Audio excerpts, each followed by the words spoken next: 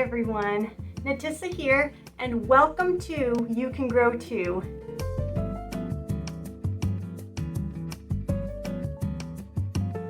Why am I doing it in so many parts? And it is because it is based on a video that I had done last year about what to grow in Florida fall. And of course, the video is not just for people who are gardening in Florida, like where I am located, but it's basically for anyone, of course, but I did targeted it toward those in the subtropics and tropical climates because we have different timing of when to plant these fall and winter vegetables than maybe in a temperate climate. So these videos done in parts may help you too.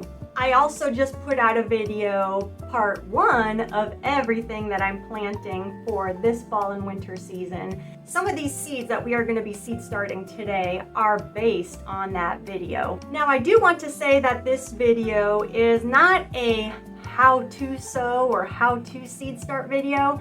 I want you to see how I am doing it this fall season because a lot of my circumstances are not ideal. I think most of us are at points in our life, I guess you could say, where life is happening, we're doing other things, we only have so much of whatever. Maybe we know a lot, maybe we don't know a lot about gardening, but either way, you can grow too. So, how am I seed starting for this fall season? I wanted to try doing half and half of peat moss, which is a water moisture absorbing material because in your seed starting mix you need to be able to hold moisture, and I wanted to use half sand. And sand is a great material to help drain water so it's not just sopping wet. And I figured with using just those two things, maybe that will work just as well. I am also not 100% sure, but I feel like I tried this a number of seasons past and it did work from what I remember. So all the more, this is the perfect time to try it, to get it documented, and we'll see along the way with those seedling tours. But basically with a seed starting mix, that's what you need is a material for moisture holding, which in this case is the peat moss, and this case the sand for drainage of some of that moisture. And of course you want it to be fine, you don't want it to be thick and full of chunks. So what I did was I had a bag of peat moss on hand, opened it up and put about 3 shovel scoops in this bowl that I like to use for my mixing of seed starting mix. And then I also took 3 shovelfuls of sand. And the thing with the sand was I really thought I had topsoil on my property, like in bags, store-bought, because I usually have a bag or 2 on hand. And I didn't have anything. Well, I do grow in practically nothing but sand. That is my native soil, but I don't really want to be just digging around my yard. I have a dog that does that enough. But on the other side of my property, I did have a pile of pretty much sand. It was from a gardening project we did. We had to take apart a bed, long story short. And I thought, well, why not use that sand? Now, the only concern I had about using that is if you take, materials from outside, like soil and mulch and whatever, the thing I was worried about was I was going to bring in bugs because I'm going to be, like I said, starting my seeds, and I'm going to be using these trays, but I'm going to grow these plants ultimately, or at least start them inside, and I don't want bugs in my house. Ugh, bugs. See that video if you want to know my thoughts on bugs. So that was my concern, having bugs in the sand that I was taking from outside. But I did look through it, I didn't see anything. And I even took, I don't remember what that is called. It's like a type of fencing, but I used that. The holes were decently large, but it did allow me to sift through some of that sand and get some of the big chunks out. So that was okay. Still some particles fell in, but actually not too much, so I felt very confident about what I had done. After I mixed up the peat moss, our moisture holding material, and our sand, which is our draining of some of that moisture material, I also put in a hand shovel's worth of fertilizer. slow release fertilizer. And in this case, it was probably more like of a chicken poo. There might have been blood and bone in there. And I know a lot of people say, oh, you don't need to use fertilizer for when starting your seeds. And there is truth behind that, because when your seeds do come up, they do have these first leaves that are, I think they're pronounced cotyledons. Again, I'll put the name on the bottom. But the purpose of those first leaves you see is it's going to help give nutrition to your seedlings as it is starting.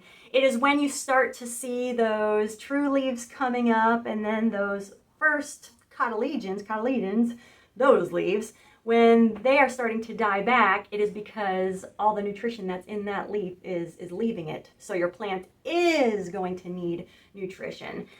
But I like to put a bit of fertilizer in my seed starting mix, and that fertilizer, that little bit of fertilizer, can help feed my plant as it is in the seed starting container, even just for the little bit that I need it to be there. And it's not a waste, as some might say, because this is the way I think of it. So you have a bit of your fertilizer in your seed starting mix, you plant your seed, you get it up a little ways, but by the time you get it out in your garden, that fertilizer is still in that seed starting mix. So when you get it in your garden, the plant, some of that fertilizer in that seed starting mix is still going to work its way through the surrounding soil, and your plant is still going to be able to feed off of it. So I feel like, if anything, it's going to help your plant later on. That's just my thoughts on that and why I do that. With putting that fertilizer in, we of course stirred it all up, and I'm going to take you in to see how this seed starting mix looks. So here is the seed starting mix that I have made. Hopefully you can tell it's decently fine. You can see maybe some of the gray little bits, that is the sand in there, that is our draining material, and some of this brown little like woody bits, very, very little fine woody bits, that is our peat moss. And it is very dry. This is very dry. And you will hear a lot of people say, oh, you need to get your soil, your seed starting mix wet so it can absorb. Because yeah, I could pour water in here, of course, but what's going to happen is it's hydrophobic. It's just going to run right off of here because it's too dry. In fact, it's kind of dusty in this room right now. You can't really tell. But I'm going to do something for that, and I'll show you as we go along. So I'm not worried about getting it wet right now.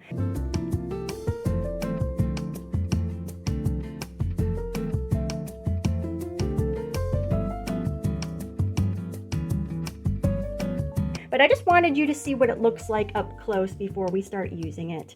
And yes, I do see a bit of larger pieces. Here's a leaf. Of course, just get that out of there. Maybe large bits of peat moss that need to be broken up, you know, yeah, it's going to happen. And I've heard people say with store-bought seed starting mix that you still encounter those things. But, you know, like I said, if you've seen my past seed starting videos, which I link below for you to check out, you will see the things I encounter. It works out. So just to get you in close so you can see what I am doing, I am going to use these seed starting trays. It's the Epic seed starting containers, and I really like them. Not sponsored or anything, but I tried them for the first time last season and it worked out very well. So we're going to do them again. And I'm just going to go right in here, fill it up, and gosh, the only problem I'm seeing is it's really dusty in here, everyone. Oh my gosh.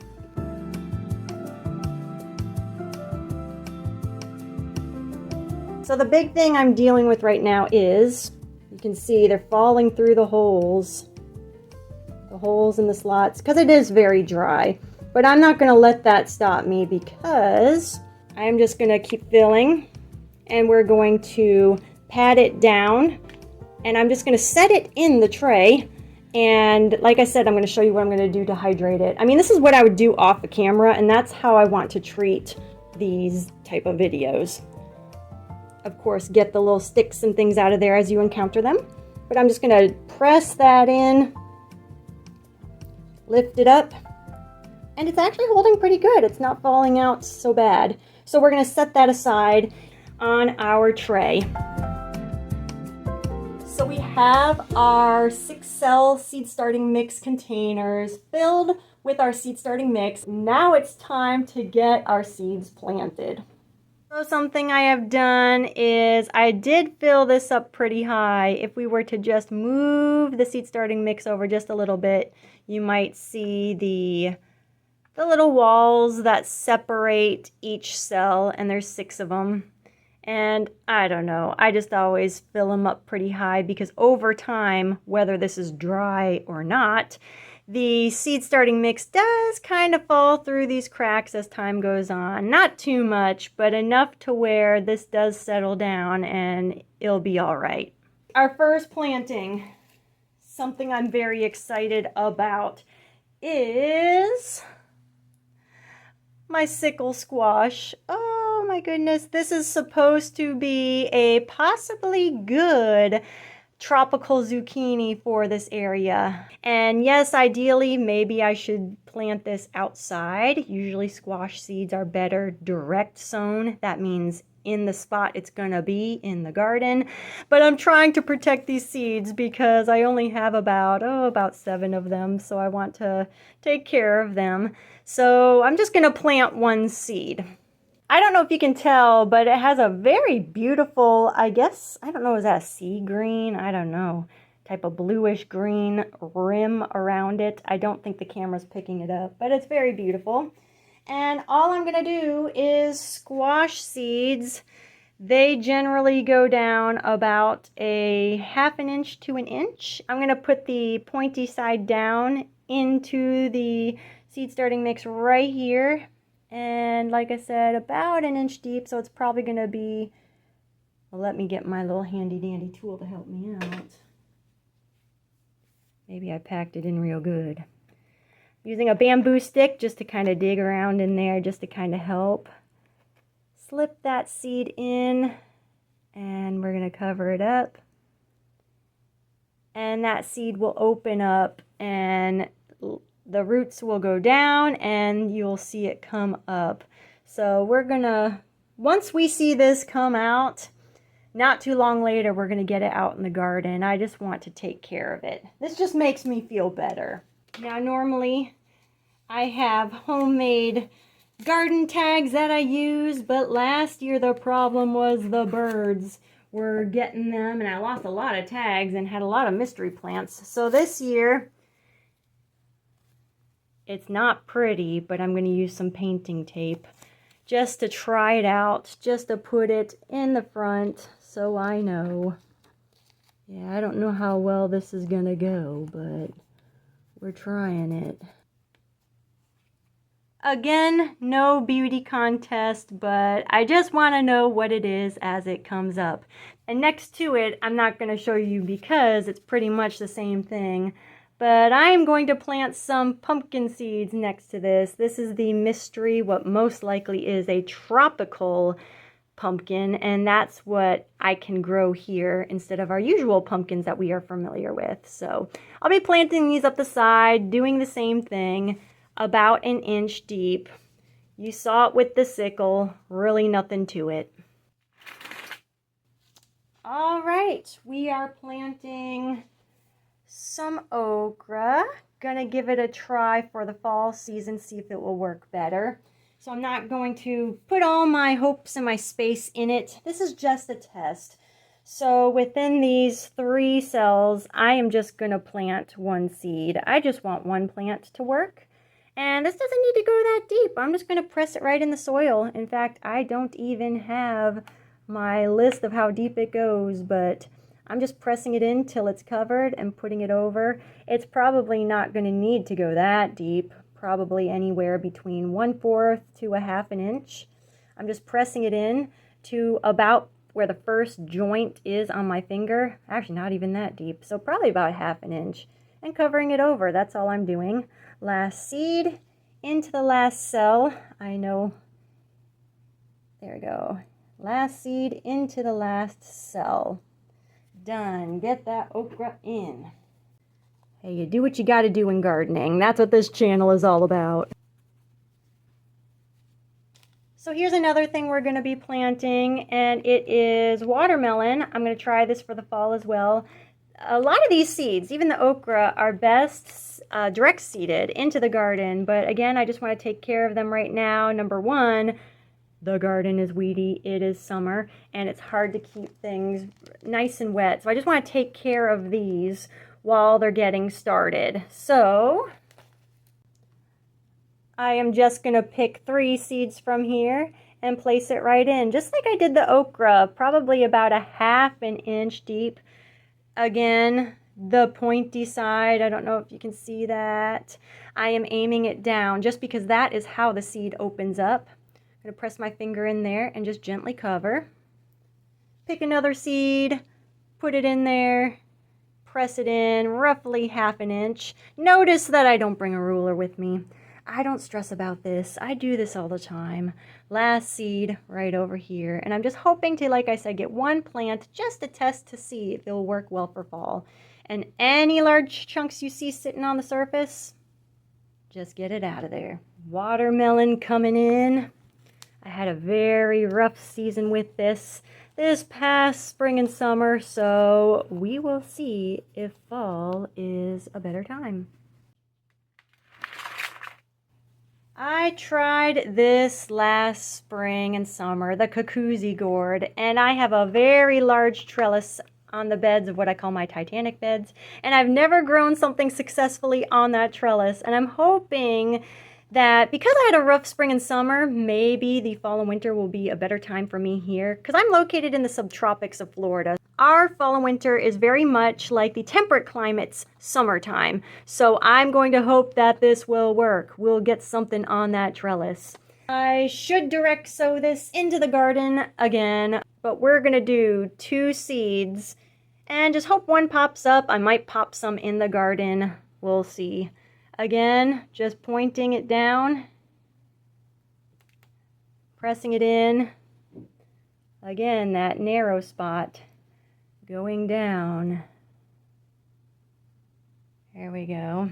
We actually have, it does say on here 1 inch deep, so I'm pressing it down there. It is about 1 inch deep, pressing it a little further, and of course covering it up, patting it down. I did decide that I'll do 1 more Jacuzzi seed and cover it up and get our fancy tape tags right on there. That'll work. Another gourd I will be doing, bitter gourd, also known as like a bitter melon. I do want to try these, but I am going to do something different with these, but I will do them a little later. But right now, for our herb, we are going to go with summer savory. And it says here on the back, about 1/4 inch deep. So I'm just going to do a little row of those. I'm going to take off my glove just to show you how little the seeds are. Very, very tiny. Very tiny. What I'm going to do, and just move the soil over on top. Just let me move you up a little bit. So 3 compartments. We are just going to scrape off the top. Move off any little bits we see that we don't want in our seed starting mix. There's another little piece there. No big deal. I always figure that things resow themselves outside all the time and no one's going out with any measuring stick or any ruler. So what I'm going to do is I'm going to try to show you. I don't know if you can tell. They're just so tiny. But maybe about 5 to 6 seed I'll sprinkle in each cell. I know it's not really showing up too well, but I'm just going to sprinkle it in. I just sprinkled it on top. Another 5 to 6 just sprinkled on top. Another 5 to 6. And I even have a remainder seed. I'm just going to sprinkle it all in. There we go. So yeah, probably about 10 each. That's okay. That's okay. And just pat it down. Generally speaking, when we do sow seeds, I know I don't sow it perfectly, and then I also worry too much sometimes with seed sowing, but I just do it, and I do trust that there will be a few plants that will come up out of this, and that's all I need. And when you think about it, in nature, a plant will put out hundreds and thousands of seeds in some cases and have a few plants come up and everything's fine. So with just doing, taking some care in it, which I do at least, something is going to work. It always does. I'm not worried. All right. What's next? Got so excited, I forgot the name tag. There we go. To represent my onions, I am going to do this Texas Grano, and it does say that it is a short day variety, and that is good for here in the South, and also disease resistant, which is great for where I live. Now, last year I had a very, very bad onion year, and I really do believe, long story short, that it had to do with the seeds. And there are the onion seeds. Kind of blends in with the glove, but I think you can see a jagged looking seed. But I want to plant a lot of these because, like I said, I think I had bad onion seed, and that was based on a couple of people that were saying that are, respected gardeners in the community, saying that there were some issues with some of the onion seeds one year, and that was probably the year of my seed packet I had. Because I've grown onions before, no problem, and to have really nothing come up, yeah, that does tell me something. But with onions, we are going to anywhere from 1/4 to 1/2 inch. And remember, that's with a lot of seeds. It's not like, oh, you have to have it one way or another. You don't want to put it in too deep, though, because each seed only has a certain amount of energy to grow to get it to the surface. So actually something you will notice as a trend, and I think I talk about it more in my tips for seed sowing video, and also perhaps I think in my how I started seeds in spring. Either way, I do point out the size of the seeds, that the larger the seed is, the deeper it can go. But these are definitely smaller, so yeah, I definitely believe in the 1/4 to 1/2 inch deep. So I did, like you saw me do while I was talking, I made, that's about roughly 1/4. I can even go a little deeper. And I'm gonna do this whole thing.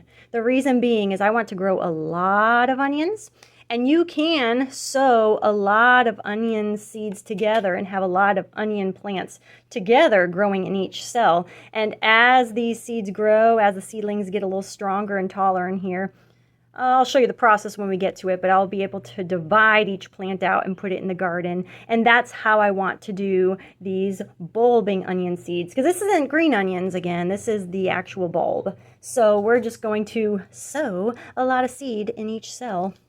Gosh, I don't even know. This is probably, I'm just going to sprinkle it. I'm just sprinkling the whole thing, and we're doing this whole 6 cell right here.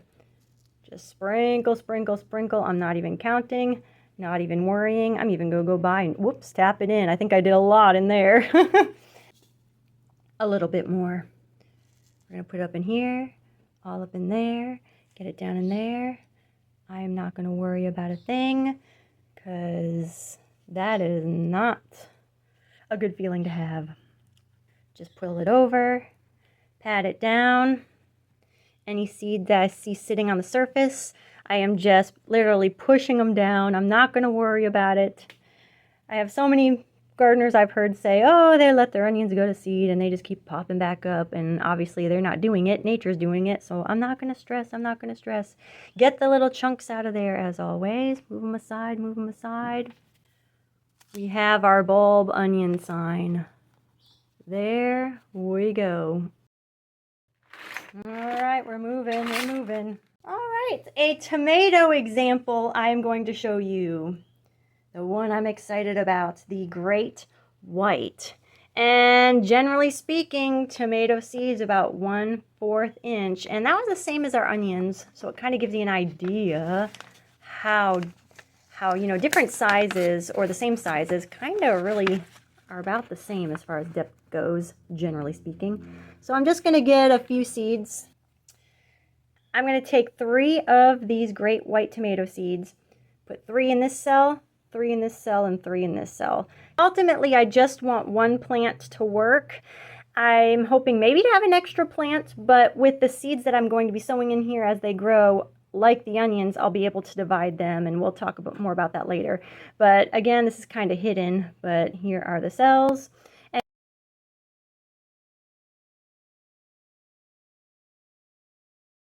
just going to make a little dent on the top, just to kind of, oop. And this also helps you discover what chunks are in there. But yeah, just going to do a little dent, move things out of the way as I see it. And I'm literally just going to stick one seed in each of those dents. Just set it on there. I'm not going to worry about this. Too much worrying in this life, in this world, to worry about something that self-seeds so easily in the garden. Like I said, this is what I do when the cameras are off. I'll stick this extra little seed. Oh gosh, I don't even know. I guess right there is fine. They are just sitting on the surface. See the little dots there, just sitting there. It actually did not make my holes too well, or they didn't make it into my holes too well. So I'm just going to just tap them in like I've been doing with everything else, just pushing it down. It's not stuck on my finger at all because this is really dry, like I said. Again, not ideal, but this is the weird stuff I do. And I just show it because, I don't know, like I said, I think we worry so much about doing things right, perfect or whatever, and then we completely, I think, sabotage ourselves because then we just don't do it. So I'm doing it and it works. See my past videos. So I'm patting it down and they're covered. Oh, except this one seed. 2 seeds, just tap it in. There we go. Get that white tomato tag on there. And we are done. I have way more tomato seeds that I'm going to be starting, so this should be enough. And let me say, if something were to happen to these tomato seeds, let's pretend nothing comes up. Hey, that does happen, or whatever, so many things that happen. I have more seeds, and that's the thing with seed sowing is, you know, things do happen where something doesn't work. Sometimes you can do everything right and it still doesn't work. And that's why I don't stress too much, because I found out when I do try to do everything perfect, still things happen and it gets more frustrating to me. So that's why I do what I do. But like I said, if this doesn't work for any reason, this seed or any seed, I just resow and usually things work out. So I'm not worried. Something else I am going to sow is tomatillos. Tomatillos are said to go down again, just like the tomatoes, 1/4 inch. And I am actually going to only sow, okay, this is what I'm doing. A tomatillo. You're going to hear people say that you have to at least have 2 plants in order to get fruit. And I'm not worried so much about getting the fruit in planting these. I just want to see if this plant is going to grow better, if I'm going to have a better chance for tomatillos to grow through my fall. Because I've planted tomatillos in spring and summer, and they grew and they went, you know, further than I thought. I was very impressed by them, but toward the end, they just really struggled hard, and the fruit didn't really mature properly. It didn't ripen properly. So I'm wondering if fall is a better time. So this is just an experiment just to see if I have a chance going into fall. So with that said, I've always wanted to do the experiment of just planting one tomatillo plant, because sometimes I think in gardening and in life, we are given a lot of rules that, you know, hey, you have to do this, you can't do this, you know, and they make it sound so absolute. And I think there's some truths in it, of course, but there's also, you know, you're not doomed in many things, whether you do it or don't do it. And I've heard from a few gardeners that you can grow tomatillos and get tomatillos from one plant. It's just maybe not going to be the largest harvest, because the cross-pollination, I've heard it said, is needed with more than one plant.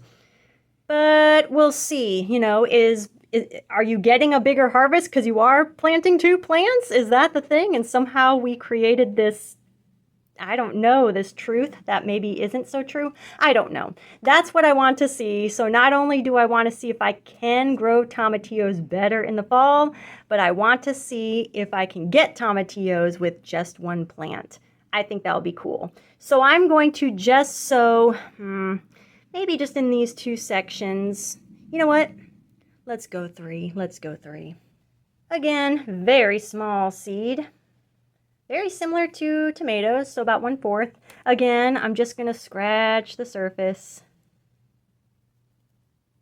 I'm not going to worry about this. Last season when I did this, it was with ground cherries actually. Man, that was you should go back to see that how I start my seeds this spring video, because my goodness, that was chaotic. But then when you see the seedling tours, it worked out really well. I'm just going to take a pinch of a few, and again,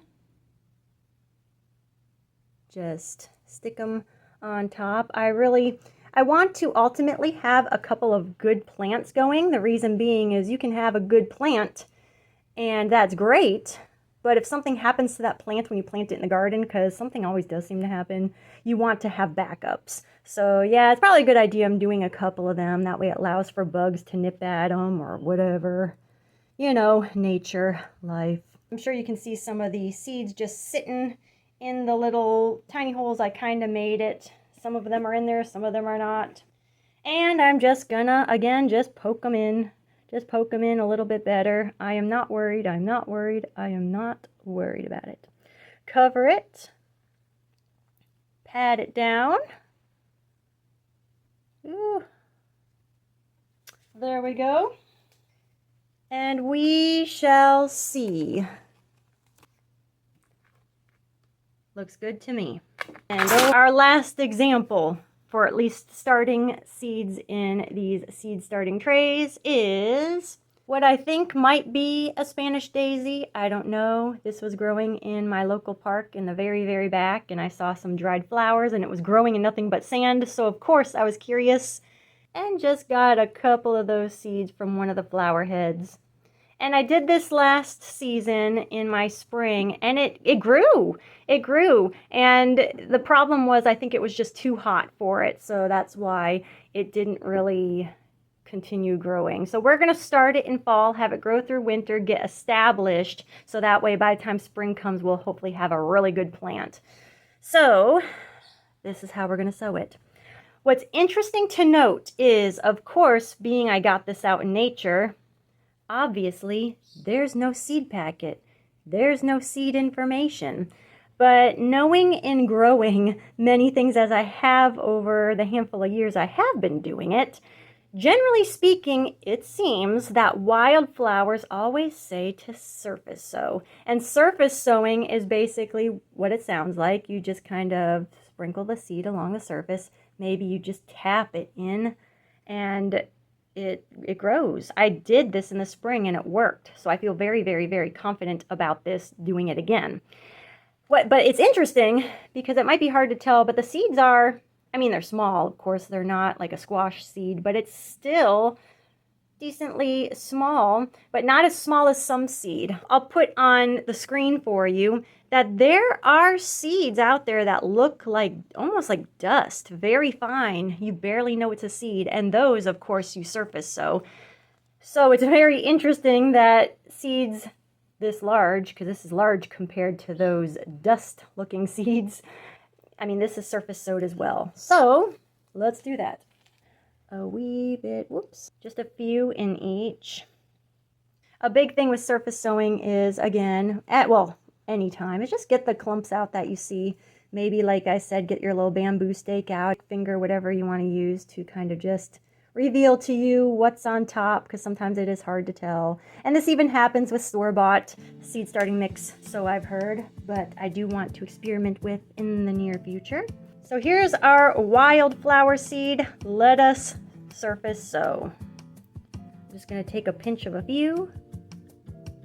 Just set it on top.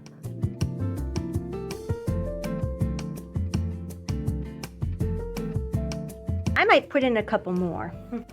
And that's the thing with gardening, is you just kind of go along and do what you think. I mean, you learn the general good practices in gardening, of course. And like I said, I will have videos in the description and coming up at the end of the video as well, just to give you, you know, good information to have a baseline so you can kind of know what to do, what to look for. But ultimately, in the end, when you know that information, have a better understanding of that information and, more importantly, experience with it, you can, as what I like to say, play around, but you will have knowledge in what you're doing, and your chances of having it work out go pretty high. So I'm very confident about this. I've done this, like I said, last season. I just think it was a bad timing as far as it was too hot for it to go out.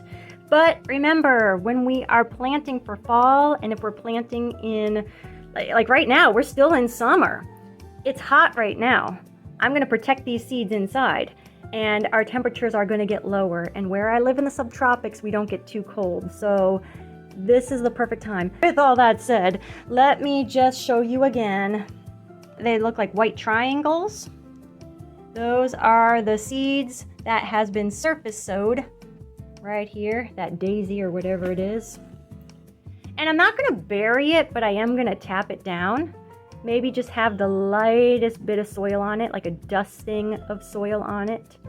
Because some seeds, I don't know about this one, but some seeds do need light to germinate them. Maybe this is one of them. I do not know. Like I said, no seed packet, just got it from nature.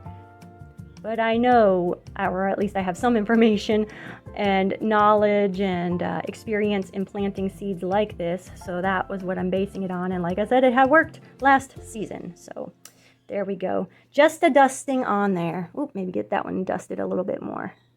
And oop, see, I did have one seed stuck to my glove. So that's something always to be aware of. Oh, I see I got some Spanish daisy on this side too. I'm not going to worry about it. Let's let it go. Let's let it grow. Let's see what happens. All right. I'm going to call it a daisy. Is it a daisy? Is it a Spanish daisy? I don't know, but I will know what it is. There we go.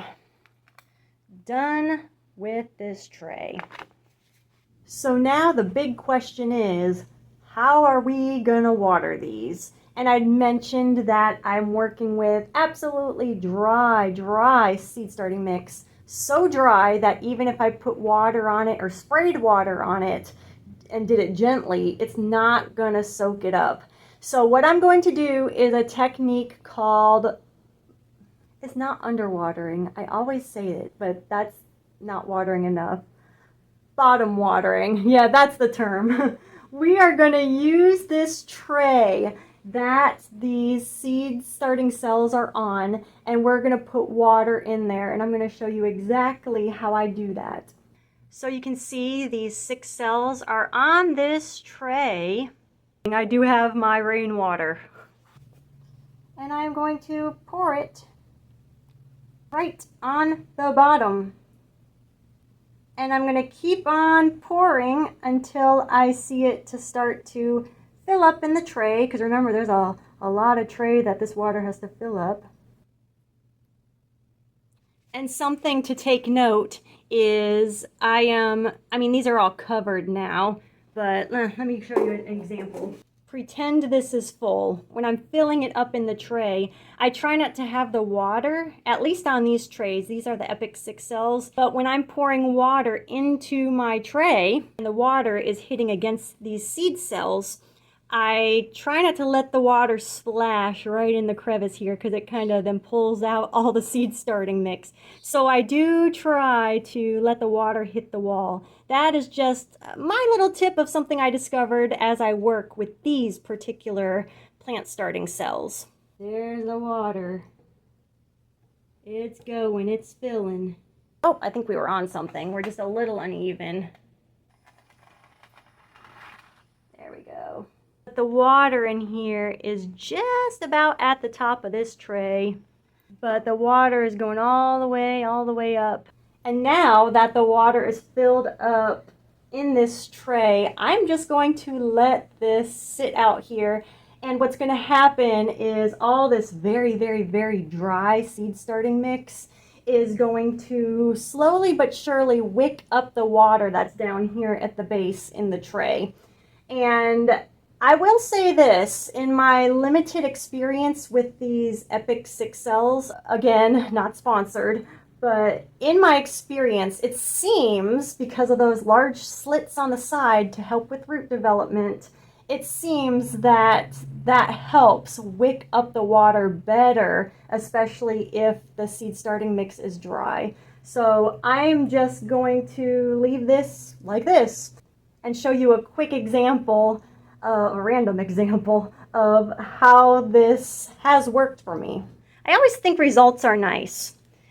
This here are some passion fruit seedlings that I had found just growing in my yard, and I thought, hey, I'd like to maybe just start them up in a pot like this, or a seed starting pot. And you can see it is those epic 6Ls, and the soil in here, it is damp all the way through.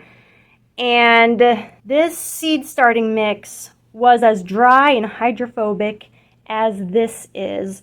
And all I did was I stuck this in like a little plastic tray, probably like a little pie tin or something, and just stuck it in some water and it soaked it up. And now everything is the way it should be as far as moisture in the seed starting mix. So I'm just showing you that what I'm doing will work. I have this pie tin, and we are going to do something different than I've never done before. Well, I have grown bitter melon, and I have, or also known as bitter gourd. And take a look at how I seed started this spring, and I did plant bitter melon, and I even, what they call stratified the seeds, where you scraped the seed coating. Check it out. I mean, I had trouble with a lot of things this season, honestly. So we're going to try something different. I just took one seed of each, and I have this damp towel here, and I did some warm water with it. And what I'm going to do is I'm just going to take the seeds and gently just put them on the bottom. I guess you don't need to do it gently, but and so it's wet, and I'm just going to just wrap it up like this. So this is going to make a nice warm environment for the bitter melon seeds because it needs a lot of heat to germinate, and we definitely have the heat. But I want to, this might help me see what's going on, because that was my struggles. These can take a while to germinate, and it's hard to know what's going on in the soil because it's covered up. So I'm hoping this will allow me to monitor what's going on and maybe just have better germination. I did not stratify the seeds at all. That means scraping the seed coat. I'm just going to decide not to and just see what happens doing this. So there we go. And I'm going to put a top on it that will keep the humidity in there. Not that I need much more humidity. I'm in Florida. But just to give it maybe a better chance. Oops, I forgot one more thing. I am putting this in there, bitter melon. I don't know which seed is what. I honestly just want to see if I can get bitter melon growing. So we'll keep checking on these. We'll just keep checking on the moisture level of that towel, and we'll keep checking on the seeds. All right, almost done with the sample seed sowing of just round number 1. And it's really hot outside, but we're going to direct sow just a few things, so come along with me. All right, hopefully you can see this bed behind me, because we are going to try, believe it or not, to grow, I know, corn. This is definitely not ideal for corn growing in this bed. You need a lot of room for it. And as you can see, or I hope you can see, that there is a lot of my Indian burr gherkin vine just running across the top. But the purpose of this corn is not to get a harvest. I just want to see if I can grow corn during this fall season, you know, or going into fall, I should say, because I really struggled this spring and summer. And all I just want to see is if I can even do that. So I'm going to bring you in. We're going to move these vines aside. We're just going to put in maybe, I don't know, 25, 30 seeds in there, or I should say corn kernels, and that is the seed. And we're just going to put it in the ground, and I'm not even going to water it because we are expected to have a tropical storm blowing in about a day or two. So I'm going to let nature handle it. So we finished growing the corn in this mess, and now we're going to grow, hopefully, some cucumbers. Now in this container, I actually have some self-seeded Everglades tomatoes growing in here, which is great because this is the perfect sign to me that it is tomato time, and you already saw that I planted a sample for you. So I will be digging these out and putting them in one of my seed starting containers just because I won't have to start Everglades tomatoes now. Ooh. There's a lot of worm activity in here, which is very unusual for me. That's great. We're just gonna do about 6-7 seeds and see what comes up.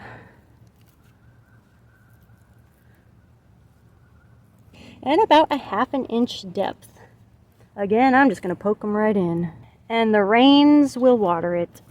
If these cucumbers work, I ultimately want a different trellising system in here because I have different plans for these. But right now I'm just not going to, but that's just something to think about when you are sowing your seeds, especially with trellises. It's always good to have it already in place so you're not putting trellises down in the ground while your plant is growing and damage root systems and that sort of thing.